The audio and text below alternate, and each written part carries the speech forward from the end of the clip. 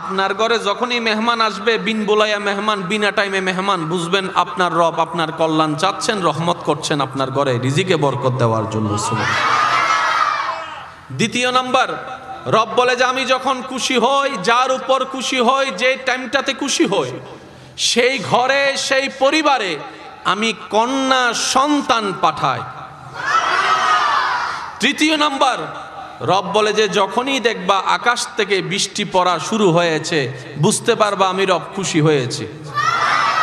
কয়টা নিদর্শন? একটু আওয়াজ দিতে হবে। কয়টা নিদর্শন? একটা হলো ঘরে মেহমান আসলে রব খুশি, আরেকটা হচ্ছে ঘরে কন্যা সন্তানের জন্ম হলে রব খুশি, আরেকটা হচ্ছে আকাশ থেকে বৃষ্টি নাজিল হলে রব খুশি। বড় চমৎকার বিষয় কি জানেন?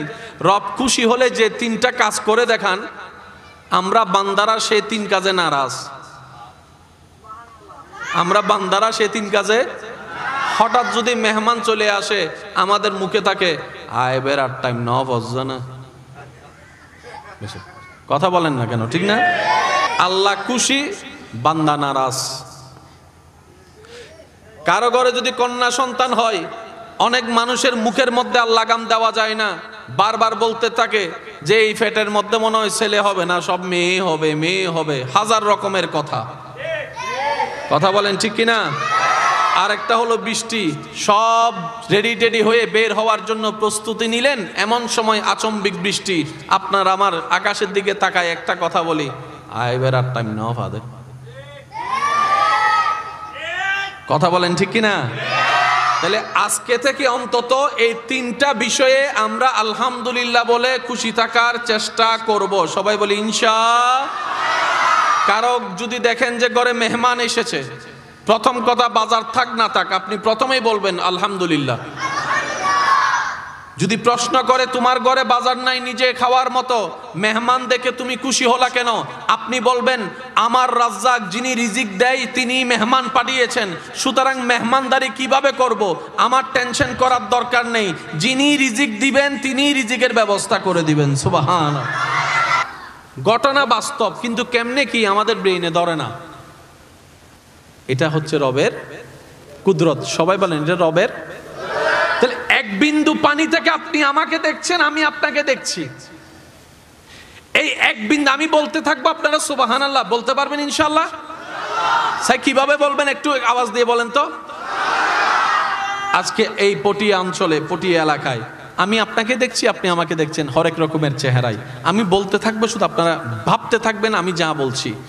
এক ফোঁটা পানি থেকে একটা দেহ, এই দেহের মধ্যে চামড়া, ছোট্টবেলায় চামড়া ছিল এক সাইজের, বড় হওয়ার পর চামড়া হয়েছে অন্য সাইজের, কিন্তু চামড়ার মধ্যে কোনো ফাটল নাই।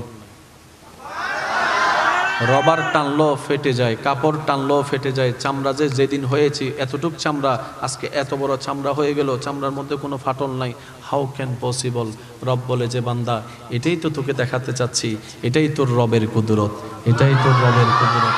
এক ফোঁটা পানি থেকে একটা দেহ, দেহের ভিতরে দেখার জন্য দুইটা চোখ, চোখের ভিতরে মণি, উপরে আছে পাপড়ি, এর উপরে আছে ভ্রু, এর উপরে আছে কপাল, এর উপরে আছে মাথা, এর উপর আছে চুল, এর মধ্যে আছে দুইটা হাত, হাতের মধ্যে আছে কবজি, কবজির মধ্যে আছে আপনার হাতের আঙ্গুল, আঙ্গুলের মধ্যে আবার এক এক স্ট্রাকচার, পাঁচটা আঙ্গুল, পাঁচ রকম। এক ফোঁটা পানি থেকে পাঁচটা আঙ্গুল হয়ে গেল, এক ফোঁটা পানি থেকে দুইটা হাত হয়ে গেল, এক ফোঁটা পানি থেকে দুইটা পা হয়ে গেল, এক ফোঁটা পানি থেকে দুইটা হাঁটু হয়ে গেল। সুবহানাল্লাহ বলেন না। এক ফোঁটা পানি থেকে, এক ফোঁটা পানি থেকে কোমর হয়ে গেল, এক ফোঁটা পানি থেকে পেট হয়ে গেল, এক ফোঁটা পানি থেকে ভিতরে কলিজা হয়ে গেল, এক ফোঁটা পানি থেকে ফুসফুসি হয়ে গেল, এক ফোঁটা পানি থেকে দুইটা কিডনি হয়ে গেল, এক ফোঁটা পানি থেকে এত হাজার হাজার রক হয়ে গেল, এক ফোঁটা পানি থেকে রক্তনালী তৈরি হয়ে গেল, এক ফোঁটা পানি থেকে কণ্ঠনালী তৈরি হয়ে গেল। সুবহানাল্লাহ। এক ফোঁটা পানি থেকে কণ্ঠনালীর পাশাপাশি নিঃশ্বাস নালী তৈরি হয়ে গেল, এক ফোঁটা পানি থেকে পাকস্থলী তৈরি হয়ে গেল, এক ফোঁটা পানি থেকে এত কিছু কিভাবে এক ফোঁটা পানি থেকে হয়? জগৎ বলে ইম্পসিবল, রব বলে যে আমার দিকে তাকা, এটাই আমি রবের কুদরত।